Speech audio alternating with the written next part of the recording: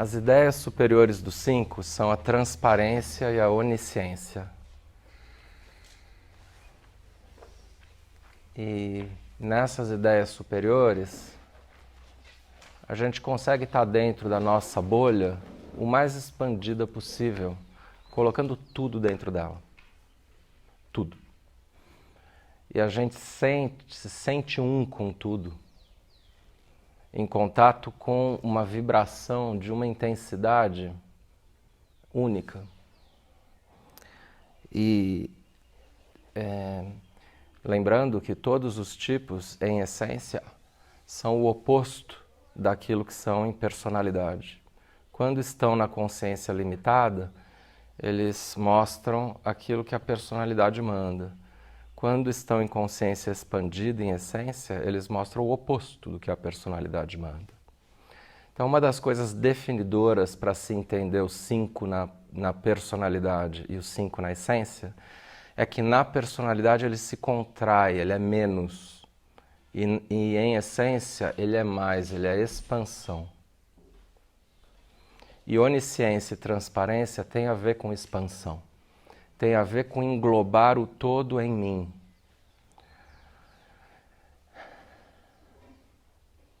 Quando a gente descreveu a ideia santa da verdade do tipo 8, nós falamos de unidade. Nós falamos de um todo que eu vejo como todo e que existe união entre todos ali dentro. O ângulo, o foco de visão, portanto, do 8 é uma visão de helicóptero em que eu vejo que tudo é um.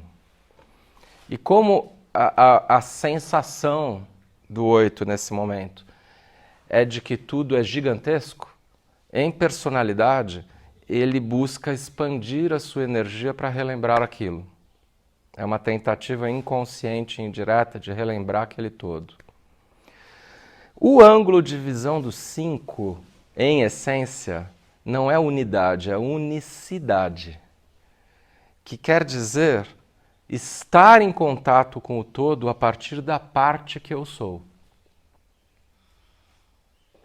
Ser uma parte que contém o todo e sentir a minha interconexão com tudo mais que há. O todo é o mesmo, mas o ângulo de visão é de dentro para fora.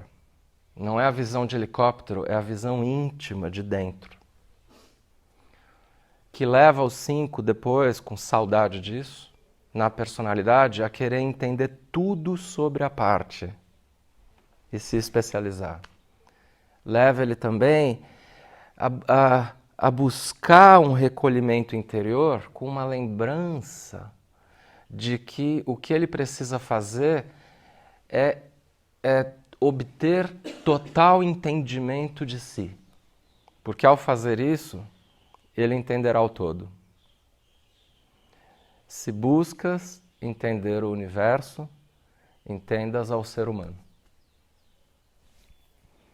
O 5, em transparência, ele entende completamente o funcionamento de cada parte, não só do ser humano, mas do que for. E tudo que for entendido plenamente será automaticamente uma forma de entender o todo. Porque é impossível entender a parte sem as interconexões dela com tudo mais que existe.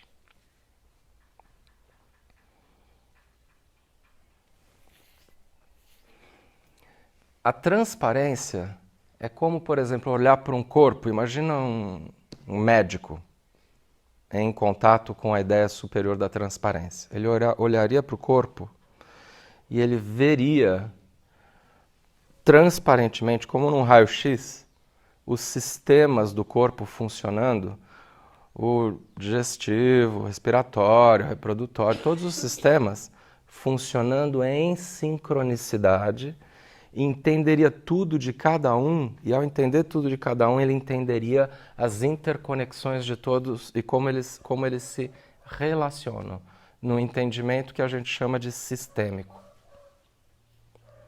Isso é a ideia superior da transparência. E essa ideia pode ser aplicada a tudo que há. Por exemplo, uma compreensão clara, transparente, de que muitas vezes o que a gente vive hoje é reflexo de coisas do passado no nosso sistema familiar ou no planeta, como a gente falava há pouco. Transparência é entender as interconexões de tudo. Traçar as pontes sem esforço. É ver as pontes que existem. E a decorrência dessa visão nova de mundo chamada transparência, na alma humana individual, se chama onisciência. Onisciência é total autoconhecimento, ou o que no budismo, por exemplo, se chama iluminação total ou iluminação plena. Não só um lampejo de compreensão, mas um viver dentro disso. E um saber automático que não começa e não termina em mim.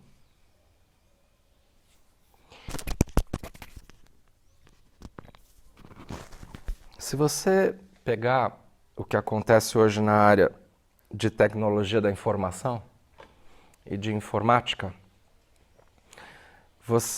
uma das coisas, né, obviamente, você vai ver que teve uma grande mudança recente que antes a gente armazenava toda a informação dentro de um disco rígido na nossa máquina. E hoje não precisa mais disso porque fica tudo na nuvem. Então a gente vai lá fora, pega o que precisa e usa. Essa transformação é a transformação necessária para os 5. O 5 precisa de um iCloud para entender o que é a jornada individual de transformação dele. Parar de armazenar informação dentro, de tentar entender as coisas, de fazer sentido, processar e guardar para usar quando precisar, e adquirir um estado de ser no qual ele vai ser capaz de acessar o conhecimento na nuvem, quando precisar, usá-lo e não guardar nada dentro. Isso tem a ver com intuição, isso tem a ver com registros akáshicos, isso tem a ver com inconsciente coletivo. O 5 em onisciência, ele não guarda nada dentro. Ele não sabe nada, ele fica só vazio e aberto. E aí ele entra em contato com esse banco de dados universal de conhecimento acumulado pela humanidade e dado por instâncias divinas também. Ele vai lá, pega o que precisa, não se apega a isso, usa e volta para uma simplicidade interna. Isso é onisciência. Então, onisciência às vezes é tida como o pleno saber, o saber completo, mas o saber completo inclui o que Sócrates dizia, de tudo que eu sei é que eu nada sei. O saber completo não é meu. O saber completo é universal. Então, onisciência implica entender o tanto que eu sou incapaz e limitado como ser humano e usar faculdades extra-humanas de compreensão das coisas, de olhar para o lugar certo para buscar informação, usar e não se apegar a isso. E entender que a gente não faz nada, que a gente não é ninguém. Então, parar de se esforçar excessivamente para ter o saber tradicional, acadêmico, científico, e passar a investir um pouco mais em outra linha que não é do saber, é a linha do ser. É a linha do estar em contato com os 3 centros de inteligência, de expandir a qualidade de ser para a bolha, deixar a bolha estourar, ir para os registros akáshicos, pegar e entregar. E se esvaziar, tomar uma xícara de café depois, não ficar apegado ao conhecimento, ao tenso, e ir se relacionar. Porque o conhecimento pleno não existe sem a interação. Da mesma maneira que para entender uma parte, eu só posso entendê-la plenamente com a interconexão com todas as outras partes. Quando o 5 desenvolve toda essa nova abordagem na mente superior, ele relaxa, ele fica leve, mais sábio e talvez acesse no coração a virtude do não apego. O não apego do coração é uma abertura plena do coração, em expansão, mas acima de tudo em receptividade. O coração de um 5 em personalidade é ativo demais e passivo de menos.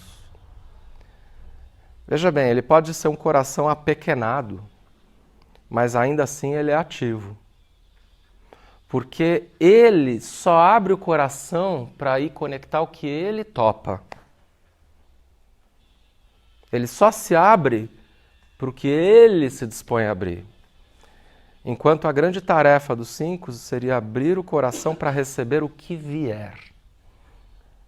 Uma das grandes tarefas dos 5 é mandar menos. Ele é um dos tipos mais autoritários do Enneagrama nesse sentido. Ele quer definir tudo, assim, você fica comigo, agora sai, agora vem, agora vai. Eu vou brincar com os meus filhos, eu tenho que definir o início e o fim, a hora de início e fim da brincadeira. Isso é muito triste. Isso é um coração que não confia. Você vai permanecer aqui comigo?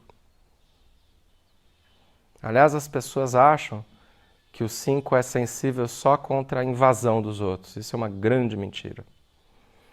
O 5 é mais sensível ainda a quando a pessoa vai embora. Ao abandono. Se por um lado a gente tem muita dificuldade com a invasão, por outro a gente tem enorme dificuldade com a desconexão. Porque não existe tipo mais sensível a essa palavra do que o 5. Conexão. A sensibilidade é tanta que a gente aprende a viver sem, para não sofrer. Em não apego, o contrário acontece. A pessoa do 5, tipo 5 se abre e expande o coração não para algo que ele deseja, porque a avareza é talvez uma das paixões mais ligadas ao desejo. Ele se abre àquilo que o universo está tentando dar a ele já. Em não apego, ele recebe tudo que o universo traz. Ele se abre para receber. Ele volta a confiar nesse receber. Ele para de tentar escolher o que ele quer. E ele confia e só abre. E de verdade não resiste na hora que recebe. Ele inspira o que está chegando de amor. E aí ele não retém dentro com medo de que vai acabar. Ele dá de volta. Então, o não apego é a virtude em que o coração vira um conduíte do universo. Ele recebe toda a energia cósmica, toda a energia universal, todo o amor que há e entrega de volta. Ele vira um dínamo de energia, porque ele recebe o que a gente tem para receber sempre é abundante. As ideias da transparência e a onisciência e a virtude do não apego são sinônimos de abundância. A abundância não de eu querer muito, a abundância de tudo que já está me sendo oferecido. Aliás, essa busca filosofal, existencial, de compreender que todo 5 tem, termina nesse momento, porque ele entra em contato com uma das principais ideias filosofais, que é do motum perpetuum, da fonte inesgotável de energia. ele percebe que vem tudo que ele precisa. Quando ele perde contato com essa dimensão de essência, ele desenvolve a fixação da mesquinhez e a paixão da avareza. A mesquinhez é: eu preciso controlar os recursos do tempo, da energia e do espaço para conseguir dar conta, senão eu não respiro. Eu preciso me isolar fisicamente, eu preciso dedicar só esse tempo a você para depois ter o meu tempo, ou eu preciso ter a energia calculada de quanto eu vou gastar nessa atividade para não me sentir exausto. E isso só existe como necessidade para alguém que cortou o contato do receber e do entregar, né? Cortou o contato com a abundância. Mesquinhez é controle excessivo de recursos. Então já vai vendo, né, que o caminho de crescimento dos 5 é parar de controlar essas coisas. É estar presente e se deixar levar um pouco mais. Aliás, o caminho é planejar menos, é organizar menos, pensar menos, fazer mais, ir para a ação sem pensar demais, realizar. E é também um caminho de conter menos, entender que quando ele entra na energia mais de essência, de 5, que quase sempre a criança 5 vive, a criança 5 tem boas memórias disso, quase sempre. Quando ele entra nisso, ele tem abundância de vibração de vida. Ele é um próprio fenômeno da natureza. Para todos os tipos é importante o resgate da criança interior, e para os 5 não é diferente. E a criança 5 é meio capetinha, assim, é meio muito ativa, muito engraçada, muito viva, muito espontânea e muito curiosa e viva, acesa. Ela é acesa, não apagada. E aí, quando cai, ele se apaga porque decide viver menos, decide controlar os recursos todos. E quando eu falo todos, é todos mesmo. Ele controla até os recursos naturais, como a respiração. Ele começa uma prática lamentável de respirar menos, inclusive. O 5 consegue, se ele quiser, diminuir o padrão de respiração dele, diminuir o batimento cardíaco. E fica com essa energia só lá dentro e meio morto na pele aqui fora. Em avareza, o coração faz isso. A avareza é o coração fazendo assim, ó. Então acontecem coisas estranhíssimas nesse momento para o 5, que quem não é 5 é incapaz de entender. Que assim, é quando a pessoa te ama profundamente, te quer e precisa de você por perto, e fala assim, por favor, me abraça. Na hora que você vem abraçar, ele não consegue e faz assim. É um coração com medo de receber, porque acha que não vai conseguir, não vai permanecer. Então ele está preocupado com o futuro, não com o presente. É um coração defendido para ele ter controle sobre o quanto vai receber. Não é um coração de verdade aberto. E o caminho de crescimento é sair do desejo de ter algo, como um abraço. Um abraço não é algo que se tem, né?